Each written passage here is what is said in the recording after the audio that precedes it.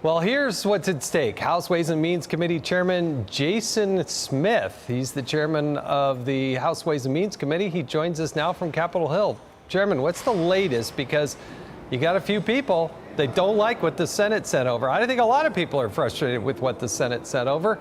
But the question is now, are you going to pass what has been put in the lap of the House Republicans or not?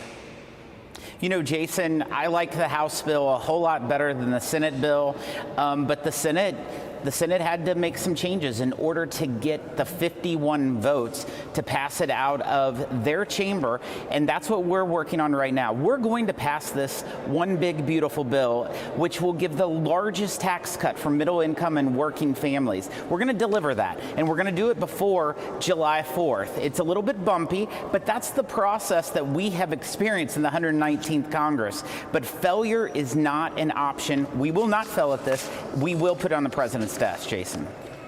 Congressman, Chair, House Ways and Means, will this happen through, will the conservatives, like a Chip Roy, will their concerns about the additional spending, I mentioned it's at least an extra $100 billion that was added back by extending the wind and solar subsidies with one little paragraph apparently slid in there by some juicy lobbyists who love the government teat.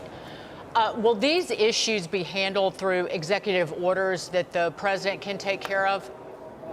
The president absolutely can do some executive orders when it comes to the various green credits, and I expect the president to do that moving forward. I think that's a lot of the discussions that's going on right now, but in the green credits, we cut almost $530 billion out of the House bill. The Senate cut $499 billion. It wasn't as good as the House, but at least it was in that direction. This is the largest spending cuts of mandatory spending in the history of the nation, right at about $1.5 trillion.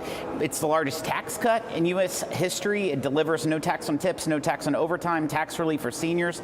This is a very good bill. It's also the largest investment in border security. It's not perfect, Dagan, but let's not let perfection get in the way of a great bill, because it is a great bill, and we're going to deliver the president's priorities. Wait, I just want to say one thing, though. I know the Senate bill is more than $500 billion higher in spending. Go ahead. Chairman, yesterday we had Tom Emmer, the majority whip. He told us, he said, I got the card and it's going to pass. So what's the hiccup? You got a few people, you got 4 or 5 people that aren't there, despite the assurances. You got a good spiel, you got a good list. But explain to us what those 4 or 5 people want and what is their problem with this bill, because I think they're very supportive of the president. I think they're supportive, but they want a bit more. They don't want to just swallow what the Senate sent the House. Let's just say this, from the tax perspective, of the 103 different tax provisions that's within this bill, more than 85% are exactly what the House had, and some maybe a few technical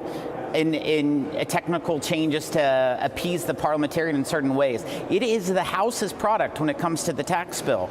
This is something that my colleagues will care about. Of course, my other colleagues want more spending cuts. Some believe that we have too aggressive of Medicaid reforms, and we have to talk to them and explain the balance. If this bill does not pass, there will not be $1 of spending cuts, and you'll see a 22% tax increase on all Americans.